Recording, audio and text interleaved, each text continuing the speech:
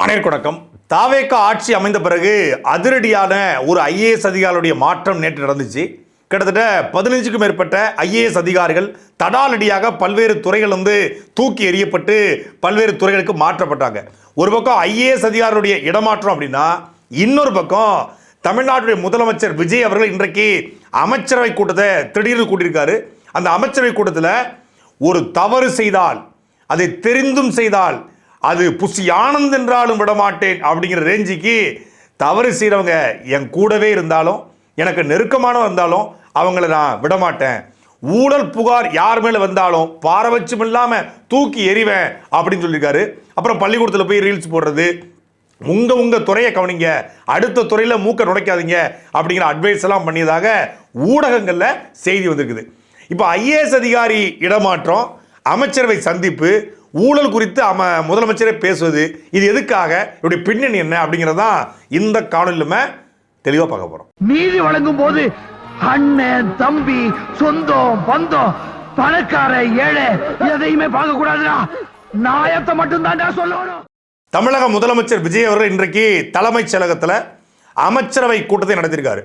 இந்த அமைச்சரவை கூட்டத்தில் ஊழல் புகார்கள் யார் மீதாவது வந்தால் எனக்கு நெருக்கமாக இருந்தாலும் அவர் மீது நடவடிக்கை எடுப்பேன் அப்படின்னு சொல்லியிருக்கார். உண்மையில் இது வரவேற்கத்தக்கது, பாராட்டுக்குரியது. ஆனால் யார் அது?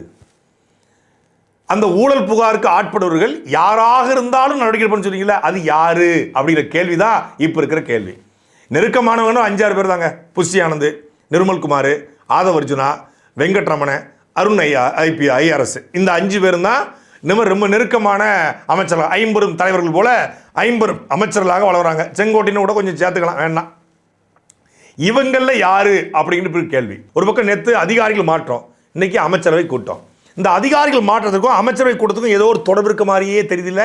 இருக்கு. என்ன தொடர்புனா, அதிகாரிகள் மாற்றத்திற்கு இவர்கள் சொல்லுகிற, குறிப்பாக தாவேகா, சோகால்டு தாவேகா முட்டூஸ், தாவேகா வாடகை வாய்ஸ் சொல்லக்கூடிய காரணம் என்னன்னா, அதிகாரிகளுக்கு அமைச்சர்கள் ஒத்துழைக்கலை, அமைச்சர்களுக்கு அதிகாரி ஒத்துழைக்கலை.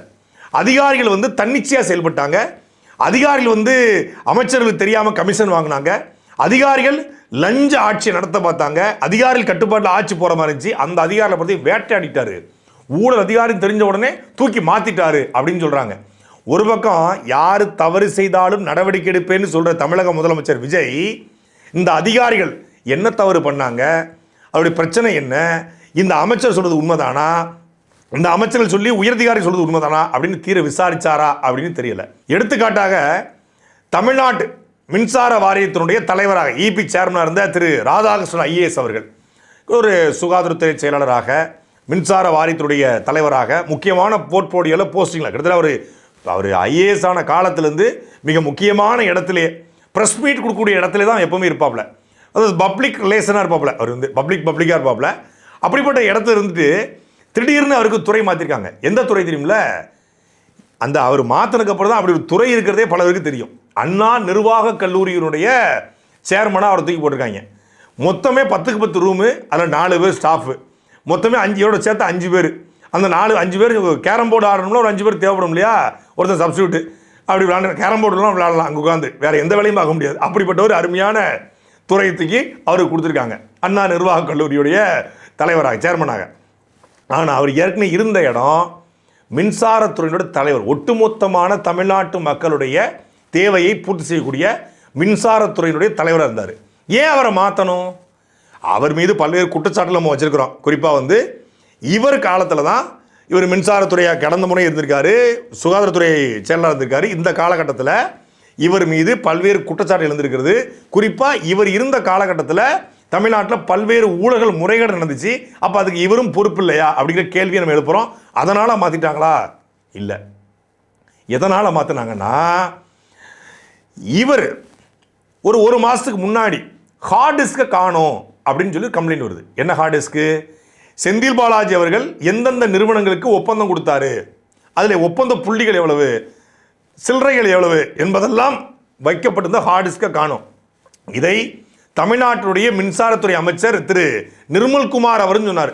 7 ஹார்டிஸ்னாங்க, அப்புறம் 23 ஹார்டிஸ்னாங்க, அப்புறம் 50 ஹார்டிஸ்னாங்க. ஹார்டிஸ்கை காணும், அப்படி தானே? இப்போ ஹார்ட் டிஸ்க்கு காணாமல் போயிடுச்சு அப்படின்னு சொல்லி யாருடைய கட்டுப்பாட்டில்? மின்சாரத்துறை தலைவர் ராதாகிருஷ்ணனுடைய கட்டுப்பாட்டில் கூடிய ஹார்ட் டிஸ்கை காணும். இப்போ ராதாகிருஷ்ணன் துறை ரீதியாக மாற்றப்படுறாரு அப்படின்னா ஹார்ட் டிஸ்க் காணாமல் போனது உண்மைன்னு ஆயிடுது.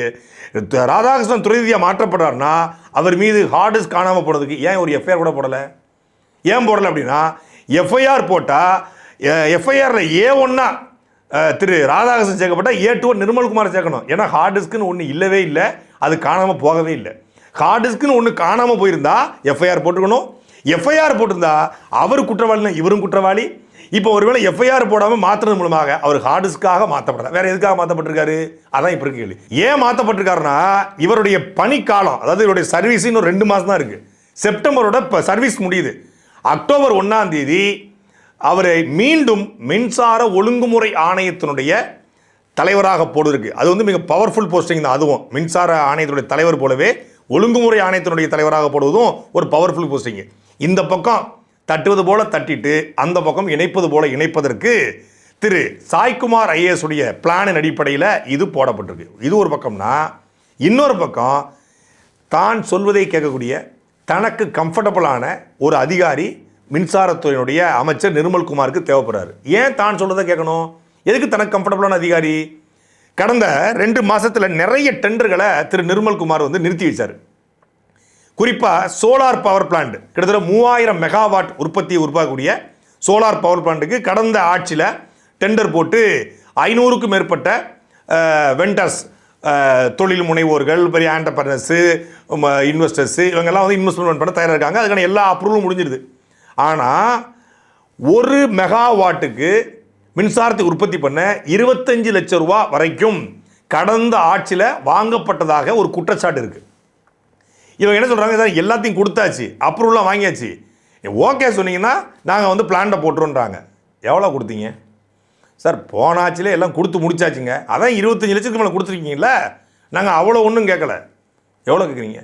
5 lakhs, 5 to 10 lakhs ஆளை பொறுத்து கொடுங்க அப்படிங்கிறத நிர்மல்குமாருடைய ஒரு டீமன் மதுரை உசிலம்பட்டி அங்கே மாதிரி ஆளுக்களை இறக்கி கொண்டு வந்து உட்கார வச்சு இவங்க ஒரு அப்ரோச். அதை கிட்டத்தட்ட சிவாஜி படம் இருக்கு இல்லையா, அந்த படத்தை ரீக்ரியேட் பண்ணியிருக்காங்க. அவர் முதல் படத்தை ரீக்ரியேட் பண்ணி படியில் நடந்துகிட்டு இருக்காப்புல, இவங்க சிவாஜி படத்தை ரீக்ரியேட் பண்ணி உங்கள் ப்ராஜெக்டோட வேல்யூ எவ்வளோ அப்படின்னு கேட்பாங்களா? எத்தனை பேர் தான்டா இதே கேள்வியை கேட்பீங்க அப்படிங்கிற மாதிரி அந்த காட்சி உண்மை. அதை அப்படி நடத்திருக்காங்க. சார் ஏற்கனவே கடந்த முறை இருந்த அமைச்சர்கிட்ட நாங்கள் பார்க்க வேண்டியதை பார்த்து கொடுக்க வேண்டியதை கொடுத்து தான் சார் அப்ரூவல் வாங்கியிருக்கோம். சார் அது பழைய ஆட்சி சார், அவங்கெல்லாம் வந்து முலா சார், எல்லாத்தையும் சாப்பிட்டு போயிட்டாங்க. எங்ககிட்ட ஒன்றுமே கிடையாது. எங்களை பார்த்தீங்களா, வேட்டி சட்டை தவிர வேறு எதுவுமே இல்லை. நாங்கள் இப்போ தான் கிட்டத்தட்ட 30-40 லட்ச ரூபா செலவு பண்ணியிருக்கோம். எங்கள் 2 கோடி ரூபாய்க்கு நான் செலவு பண்ணியிருக்கேன் தொகுதியில். நாங்கள் சம்பாதிக்க வேண்டாமா சார்? ஒரு நாளைக்கு மாதத்துக்கு 500 பத்திரிக்கை வருது சார். 500 பத்திரிக்கை, ஒரு பத்திரிக்கைக்கு 5000 வச்சா கூட கிட்டத்தட்ட 2.5 லட்ச ரூபாய்க்கு மேலே அதுக்கே பில் ஆகுது. 4 பேர் தடிமான மாதிரி திறன், அவனுக்கு சாப்பாடு போடணும். ஜூனியர் குப்பனால சாப்பிடுன்றான், இல்லைனா வந்து நம்ம திண்டுக்கல் பொன்ராம் பிரியாணி தான் கேட்குறான். நாங்கள் எங்கே போகிறது சார்? தினமும் பொன்ராம் பிரியாணி வாங்கி கொடுத்தோம்னா மொத்தமாக வீட்டை விற்றுட்டு போக வேண்டியதான் அப்படின்னு சொல்லி பேச என்னதாங்க வேணும் உங்களை? சரி ஒன்றும் இல்லை, எங்களுக்கு இதை பண்ணி கொடுங்க. அவள் பண்ண முடியாதுன்னு அவங்க ஏற்கனவே நாங்கள் பண்ணியாச்சு, இப்போ நாங்கள் பக்காவாக இருக்கோம், பண்ண முடியாதுன்னு சொல்லி இன்வெஸ்டர்ஸ் ஒரு பக்கம். அப்போது எங்களுக்கு பண்ண முடியாதுன்னா மொத்தமாக ரத்து பண்ணு அப்படின்னு இவர் ரத்து பண்ணதாக சொல்லப்படுகிற டெண்டருக்கு பின்னாடி முறைகேடு இருக்குது. இதை குறி வச்சு தான் தமிழக முதலமைச்சர் பேசினாரா? எனக்கு நெருக்கமானவங்க மேலே ஊழல் புகார்கள் வந்தாலும் நான் நடவடிக்கை எடுப்பேன்னு சொன்னது நிர்மல்குமாரை குறி வச்சு தானா அப்படிங்கிற கேள்வி இப்போது உருவாயிருக்குது. நிர்மல்குமாரை மட்டும்தான் சொன்னாரானா? இல்லை. தமிழ்நாட்டில் கடந்த ஆட்சியில் முக்கியமான அதிகாரியாக அறியப்பட்ட உமாநாத் ஐஏஎஸ் அவர் வந்து முதலமைச்சருடைய முதன்மை செயலாளர், S1 சொல்லுவாங்க, முதன்மை செயலாளராக இருந்தார். ஒரு பவர்ஃபுல் போஸ்டிங். இப்படி தமிழ்நாடு முன்னாள் முதலமைச்சருடைய முதன்மை செயலாளர். இந்த ஆட்சி வந்த உடனே அவரை நுகர்பொருள் வாணிப கழகம், தமிழ்நாடு உணவுத்துறையின் கட்டுப்பாட்டில் வரக்கூடிய ரேஷன் கடைகளுக்கு பொருளை சப்ளை பண்ணக்கூடிய நுகர்பொருள் வாணிப கழகத்துறை மேலாண்மை இயக்குநராக அவரை நியமிக்கிறாங்க. இப்போ அவரை அதிரடியாக காத்திருப்பு பட்டியலுக்கு வைக்கப்பட்டு அவர் வந்து வேற ஒரு துறைக்கு மாற்றப்பட்டிருக்காரு. அது என்ன துறைங்கிறத தாண்டி கடந்த 2 நாளைக்கு முன்னாடி பெரம்பூருக்கு எம்எல்ஏ ஆஃபீஸை திறக்க தமிழ்நாடு முதலமைச்சர் விஜய் போகிறாரு. அங்கே உமாநாத் ஐஏஎஸும் போகிறாரு. இவர் சல்யூட் வைக்கிறார், அவரும் சல்யூட் வைக்கிறாரு. 2 பேரும் சிரிச்சுக்கிறாங்க. இரவு செய்தி வருது, உமாநாத் ஐஏஎஸ் மாற்றம்னு. சாயந்தரம் பார்க்குறாங்க, இரவில் மாற்றுறாரு. இதுதான்டா சிஎம். சிரிச்சுக்கிட்டே சம்பவம் பண்ணுறல நம்ம சிஎம் மாதிரி வருமா? இதாண்டா அப்படி இப்படின்னு உருட்டுறாங்க. கடைசியில் விசாரித்து பார்த்தா என்ன பிரச்சனை, உமாநாத் ஐஏஎஸ் மீது ஒரு அலிகேஷன் இருந்திருக்கணும், ஒரு குற்றச்சாட்டு இருக்கணும். என்ன அலிகேஷன்? பொது வழியில் பேசப்படுற அலிகேஷன்ஸ். இந்த உமாநாத் ஐஏஎஸ் வந்து கடந்த இந்த 1.5 மாதத்தில் 2 மாதத்தில் கிட்டத்தட்ட ஒரு 1200 கோடி ரூபாய்க்கு மேலே டெண்டருக்கு அனுமதி கொடுத்துருக்காரு. இந்த 1200 கோடி ரூபாய்க்கு மேலே டெண்டரில் 1.5% கமிஷன் வாங்கியிருக்காரு. 1.5% கமிஷன்னா கிட்டத்தட்ட 15 கோடி ரூபா கமிஷன் வாங்கியிருக்காரு. யார்கிட்ட? பல்வேறு இந்த கான்ட்ராக்டர்ஸ்ட், பருப்பு, பாம் ஆயில் இது கொடுத்த இடத்துல வாங்கியிருக்காரு அப்படின்னா. இப்போ டெண்டர் கொடுக்கும்போது அவங்க கமிஷன் கொடுக்கணும் அப்படின்னா டெண்டரை அதிகப்படுத்தி கொடுத்துருக்கணும். அதாவது ஒரு கடந்த டெண்டரில் ஒரு 80 ரூபாய்க்கு பருப்பு விற்றாங்க, இப்போ 85 ரூபாய்க்கு பருப்பை வந்து கோட் பண்ணி அதுக்கு அனுமதி கொடுத்து 5 ரூபா லாபம் வச்சு ஒரு 2000 ரூபாய் இவருக்கு வந்து ஒரு கிலோ கொடுக்குற மாதிரி ஒதுக்கி ஒரு 1.5% கொடுத்தாங்க அப்படின்னு இருக்கணும். இல்லை பாமாயில் விலை அதை அதிகப்படுத்தி அப்படி தான் கொடுக்க முடியும். ஏன்னா முதலாளி வந்து எப்படி கொடுப்பாங்க? நான் என்ன பாமாயிலையும் பருப்பு உற்பத்தி பண்ணுறாங்களா? பாமாயில் பருப்பு பெரும்பாலும் வெளிநாட்டிலேருந்து இறக்குமதி செய்யப்படுது. இங்கே வெளிநாட்டிலேருந்து காப்பர் இறக்குமதி பண்ண, காப்பரை இறக்குமதி பண்ணலாமா? இந்த நாட்டினுடைய பொருளாதாரம் சீரழிஞ்சிருமா? ஆனால் அங்கே பருப்பை இறக்குமதி பண்ணிட்டு இருக்கான். பருப்பு அது தான்சானியா எங்கே இருக்குது? வறண்ட பாலைவன தேசமாக இருக்கக்கூடிய தான்சானியாவிலிருந்து தமிழ்நாட்டுக்கான பருப்பு வருது. ஒரு எடுத்துக்காட்டுக்கு 1 கிலோ தோரம் பருப்பு 77 ரூபா 89 காசு. 77 ரூபா 89 காசுக்கு இவர் 60,000 டன் தோரம் பருப்புக்கு டெண்டர் விடுறாரு. 15க்கும் மேற்பட்ட வெண்டாஸ் வராங்க, டெண்டர் ஒதுக்கப்படுது, ஒப்பந்தத்தை பெற்றுக்கொள்கிறாங்க, முடிஞ்சிருது. இதில் தான் 1.5% கமிஷன் வாங்கினாரு உமாநாத் ஐஏஎஸ்ன்றாங்க.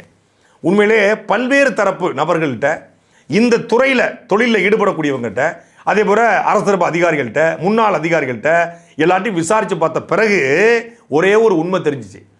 கடந்த டெண்டரை விட இந்த முறை எடுத்த டெண்டரில் 90 ரூபாய்க்கு விற்கப்பட்ட தோரம்பருப்பை 77 ரூபா 89 காசுக்கு வாங்கியிருக்காரு. 90 ரூபா எங்கே இருக்குது? 77 ரூபா 89 காசு எங்கே இருக்குது? கிட்டத்தட்ட 10 ரூபா அரசுக்கு மிச்சப்படுத்தி கொடுத்துருக்காரு உமாநாத் ஐஏஎஸ்.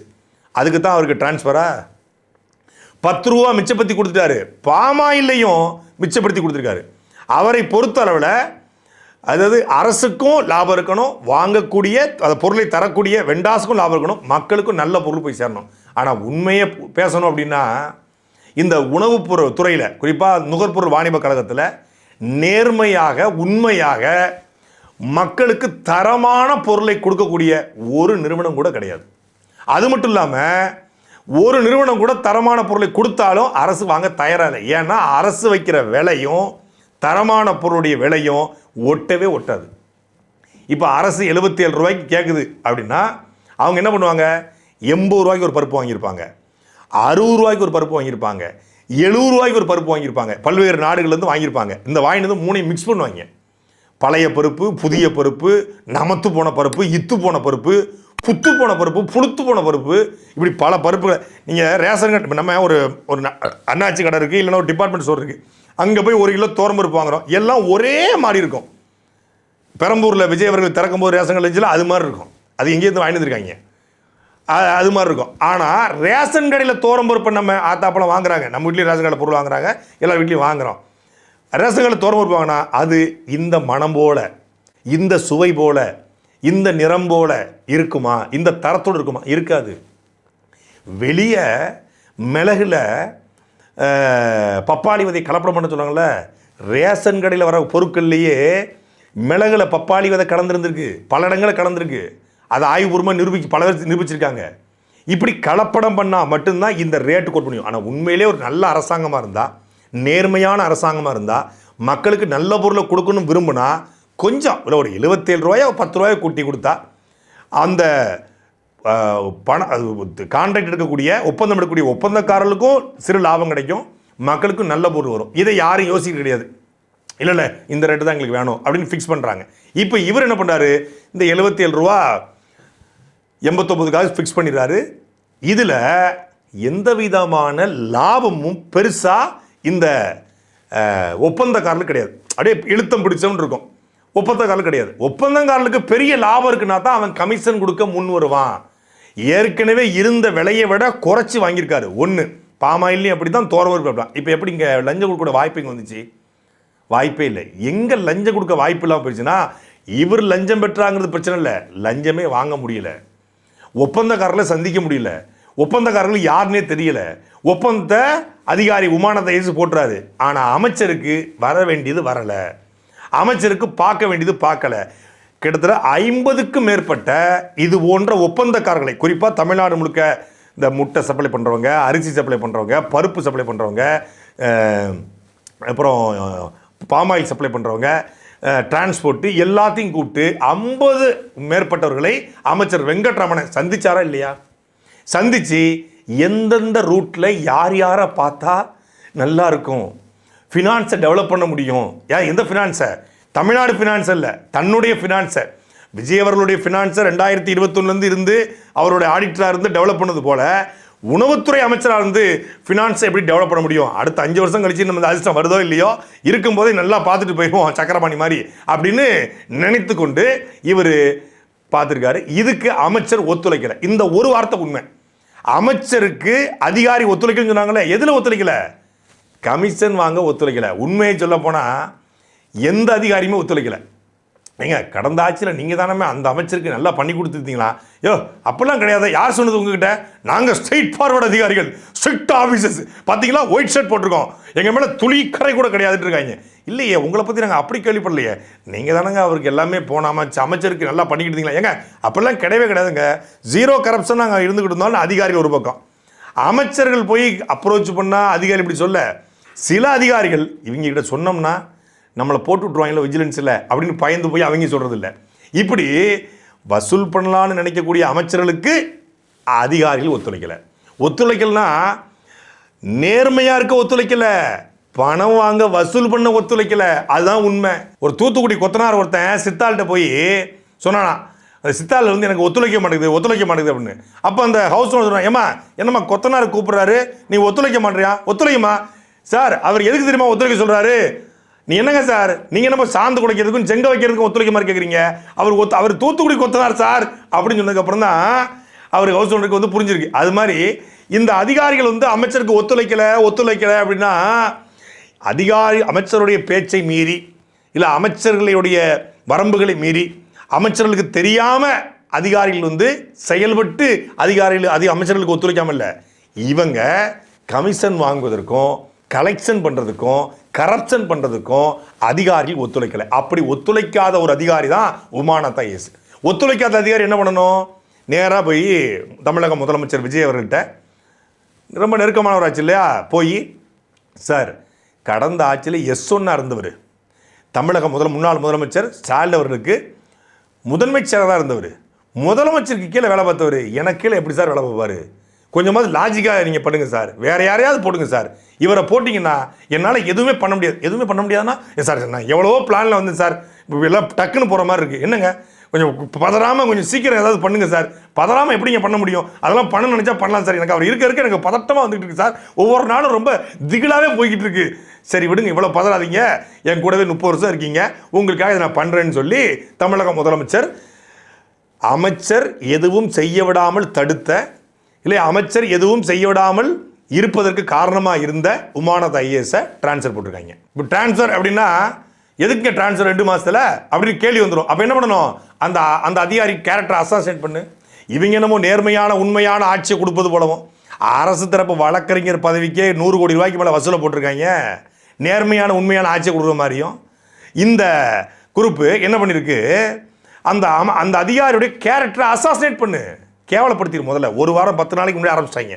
அவர் 1.5% கமிஷன் வாங்கினாரு, அவருக்கு பினாமி நிறுவனங்கள் இருக்குது, அவருக்கு அப்படி இருக்குது இப்படி இருக்குன்னு சொல்லி செய்திகளை பரப்ப விட்டு அவரை கேவலப்படுத்திட்டு இப்போ இந்த செய்தி வெளிவந்த பிறகு டிரான்ஸ்ஃபர் அப்படின்னா நியாயப்படுத்தப்படுது. இதே மாதிரி தான் அருண் ஐபிஎஸ் உடைய செயல்பாடுகளில் பல்வேறு விமர்சனங்கள் எழுந்திருக்கிறது. ஆனால் என்ன சொன்னாங்க, அருண் ஐபிஎஸ் டிரான்ஸ்ஃபருக்கு ஒரே ஒரு காரணமே இவர் தாங்க. இவர் உடனே வீடியோவை போட்டு அருண் ஐபிஎஸ் டிரான்ஸ்ஃபர் பண்ணிட்டாரு. குருவி உட்கார பணம்பளம் விழும்ல, அந்த கதை தான் அந்த கதை. அதாவது ஏவாவேலு வீட்டுக்கு ரெய்டு போனாங்களாம். ஏவாவேலுக்கு வீட்டுக்கு ரெய்டு போகும்போது அந்த ரெய்டுக்கு போன தகவல் ஏவாவேலுக்கு முன்னாடியே போயிடுச்சான். ஏவாவேலு ஊராட்சி மன்ற தலைவர், அவருக்கு வந்து எதுவுமே தெரியாது. தமிழ்நாட்டில் கிட்டத்தட்ட 4 முறை மினிஸ்டரு, 5-6 முறை எம்எல்ஏ, திருவண்ணாமலையில் அவ்வளோ சோர்ஸ் வச்சுருக்காரு. இப்போ ஒரு அமலாக்கத்துறையினுடைய ஒரு எண்ணெய சோதனை எவனோ ஒருத்தருக்கு தெரியுது. அவன் எனக்கு முன்னாடி என் வீட்டுக்கு ஒரு முன்னாடி எழுதிட்டு இருக்கான். அப்படிங்கும்போது ஒரு அமைச்சராக இருந்த ஒருத்தருக்கு தெரியாதா? ரெய்டுக்கு போகிறது தெரிஞ்சிருச்சா, அதனால் இவர் தான் சொல்லிட்டாரு அப்படின்னு ஒரு குற்றச்சாட்டை சும்மா பரப்புறாங்க. அப்படி ஒன்று இல்லவே இல்லை. அவருக்கு முன்னாடி தெரியவும் இல்லை, இவருக்கு சொல்லவும் இல்லை. ஒன்றா. ரெண்டாவது, ஏவாவேல கைது பண்ணலையா? நான் கேட்குறேன், தமிழ்நாட்டுடைய லஞ்ச ஒழிப்புத்துறை டிஜிபி கைது பண்ணால் தான் கைது பண்ண முடியுமா? அதுக்கு கீழே அதிகாரிலே கிடையாதா? முதலமைச்சர் உத்தரவிட்டாருங்க. யாரும் முதலமைச்சர் உத்தரவிட்டார். தமிழ்நாடு கவர்மெண்ட் இருக்குல்லையே, கவர்மெண்ட்டு வந்து திங்க் பண்ணி பிளான் பண்ணிடுச்சு. கவர்மெண்ட்டு ஏவாவேலுவை கைது பண்ணணும்னு முடிவு பண்ணிடுச்சு. ஒரு அதிகாரியால் தடுக்க முடியுமா? ஏண்டா எங்களெல்லாம் பார்த்தா கேன பசங்க மாதிரி இருக்கா? ஊசியை கொண்டு காலில் குத்துக்கடா, கடப்பாறையை கொண்டு குத்தாதீங்க. அவர் வந்து ஏவாவேலுவை கைது செய்ய விடாமல் தடுத்தார். ஏவாவேலுவை வெளிநாடுக்கு தப்பிக்க விட்டார். லுக் அவுட் நோட்டீஸை கொடுக்க தாமதப்படுத்தினார். சுப்ரீம் கோர்ட்டுக்கு போக தாமதப்படுத்தினார். கேஎன்ஆர் வீட்டுக்கு ரெய்டுக்கு போகல, அதனால இவரை டிரான்ஸ்ஃபர் போட்டாங்க. சரி, ஒரு அதிகாரி இல்லை, இவர் தான் போயிட்டார்ல. நாளைக்கு காலையில் ஏவாவேலு கேஎன்ஆர் வீட்டுக்கு ரெய்டு போகணும், எல்லாரையும் கைது பண்ணணும். இவர் இல்லை, இப்போ பண்ணுங்க பார்ப்போம். இப்போ தெரிஞ்சிடும்ல ஏவாவேலு வீட்டுக்கு சோர்ஸ் முன்னாடியே போதா, தகவல் முன்னாடியே போதா, லுக் அவுட் நோட்டீஸ் லேட்டாக போதா, வெளிநாடுக்கு தப்பிக்க வைக்கிறாங்களா, இல்லை எந்த அதிகாரியை தப்பிக்க வைக்கிறாங்க, செந்தில் பாலாஜி கைது பண்ணாமல் தடுக்கிறாங்களா, சேகர் பாபு கைது பண்ணாமல் தடுக்கிறாங்கன்னு தெரிஞ்சிட போகுது. இப்போ அருண் ஐபிஎஸ் அவர்கள் சேகர் பாபு ஏவாவேலு கேஎன்ஆருக்கு முன்னாடியே தெரிஞ்சவர், க்ளோஸாக இருந்தார். ஆட்சியில் வந்து ஏற்கனவே வந்து சென்னை மாநகர ஆணையராக இருந்தார். அதனால் நெருக்கம். அதனால் அவர் வந்து இன்ஃப்ளூயன்ஸை பயன்படுத்தினார், கொஞ்சம் பாசம் காட்டினார், தகவலை கசிய விட்டாருன்னு சொல்கிறீங்க. இப்போ அவர் இல்லை, அவரை வந்து போலீஸ் அகாடமிக்கு ஒரு டம்மி போஸ்டிங் மாதிரி போட்டு விட்டீங்க. ரைட்டு. இப்போ அதுக்கு இன்னொரு நேர்மையான அதிகாரியை போட்டிருக்கீங்க, உங்கள் கட்டுப்பாடு அதிகாரி, பவர்ஃபுல் அதிகாரி. அப்படின்னா அந்த அதிகாரியை வைத்து நீங்கள் சொன்னது போலவே எல்லாரையும் ஒரு வாரத்தில் கைது பண்ணணும். கைது பண்ணலன்னா நீங்கள் அப்பட்டமான அரசியல் பழிவாங்கல் நடவடிக்கை எடுத்திருக்கீங்க அப்படின்னு தான் அர்த்தம். அதிகாரிகளை பொறுத்தவரை ஒரு ஆட்சி நிலைச்சிருக்கு அப்படின்னா அந்த ஆட்சி கூட ஃபிட் ஆயிடுவாங்க. Survival of the fittest. இந்த ஆட்சி நிலைத்த தன்மை எல்லாம் இருக்குது, இது கீழே விழுந்துரும் அப்படின்னா அவங்களும் அன்ஸ்டேபிளாக இருப்பாங்க. இது ஸ்டேபிளான ஆட்சின்னு அவங்க முடிவு பண்ணிட்டாங்கன்னா இந்த ஆட்சி கூடவே கரைஞ்சிருவாங்க, இந்த கவர்னன்ஸ் கூடவே கரைஞ்சிருவாங்க. அதான் எல்லா அதிகாரியும். ஏன்னா 5 வருஷத்தில் ஆட்சி மாறும், 3 வருஷத்துலேயும் மாறும், 6 மாதத்துலேயும் மாறும். ஆனால் அவங்களுக்கு 60 வயசு வரைக்கும் சர்வீஸ் இருக்குது. அவங்க கலைஞரை பார்த்துருப்பாங்க, ஸ்டாலின் ஜெயலலிதாவை பார்த்துருப்பாங்க, எடப்பாடியை பார்த்துருப்பாங்க, ஸ்டாலினை பார்த்துருப்பாங்க, இன்றைக்கி விஜயை பார்க்குறாங்க. அவங்களுடைய சர்வீஸில் பல பேரை பார்த்துருப்பாங்க. இடையில ஓபிஎஸ் அவர்களை பார்த்துருப்பாங்க, பல பேரை பார்த்துருப்பாங்க. அவங்களுக்கு முதலமைச்சர் மாட்டியிருப்பாங்க. ஆனால் அவங்களுடைய டியூட்டி ஒரே டியூட்டி தான். அப்போ அதிகாரிகளை பொறுத்தவரை எந்த கவர்னன்ஸ் வந்தாலும் அந்த கவர்னன்ஸோட கரையத்தான் விரும்புவாங்க. ஆனால் இந்த குரூப் என்ன பண்ணுது அப்படின்னா, இவர் டிஎம்கே கவர்மெண்ட் அதிகாரி, இவர் எடப்பாடி அதிகாரி, இவர் உதயநிதி ஸ்டாலினுக்கு நெருக்கம், இவர் சீமானுக்கு நெருக்கம், இவர் பிஜேபிக்கு நெருக்கம், இவர் காங்கிரஸுக்கு நெருக்கம், இவர் மோடிக்கு நெருக்கம். இப்போ நீங்களாம் யாருப்பா? இப்போ மின்சாரத்துறையில் டெண்டரை போகிற ரத்து பண்ணியிருக்காங்கல்ல, ஏன்டா ரத்து பண்ணணும்னு சொல்லி கேட்டிருக்காங்க. இல்லை அவங்களாம் பிஜேபி ஆட்கள், இவங்களாம் ஏடிஎம்கே ஆட்கள், இவங்க டிஎம்கே ஆட்கள், இவங்க வந்து அவருடைய ஆட்கள், இவருடைய ஆட்கள் இருக்காங்க. நிர்மல்குமார் யாருடைய ஆள்? அவர் இப்போ ஆர்எஸ்எஸ், பிஜேபி, அப்புறம் ஏடிஎம்கே, இப்போ டிவிகே. இப்போ மினிஸ்டரை கூப்பிட்டு மினிஸ்டர் வந்து திமுகவுக்கு உள்ள ஏடிஎம்கேக்கு உள்ளேருந்து தகவல் கொடுக்குறாரு. இருந்தாலும் பழைய பாசம் இருக்கும்ல அப்படின்னு சொன்னால் எப்படி இருக்கும்? இவர் தாங்க ஆர்எஸ்எஸ்க்கும் பிஜேபிக்கும் உள்ளேருந்து டிவிகேலேருந்து ஃபுல் தகவல் அனுப்புகிறாப்புல. இவர் பேக்கப் பண்ணதே பிஜேபி ஆர்எஸ்எஸ் தான், அதான் உண்மை அப்படின்னு சொன்னால் எப்படி இருக்கும்? அது மாதிரி தான் நிர்மல்குமார் வந்து இந்த டெண்டரை போகிற ரத்து பண்ணுறது இருக்குது.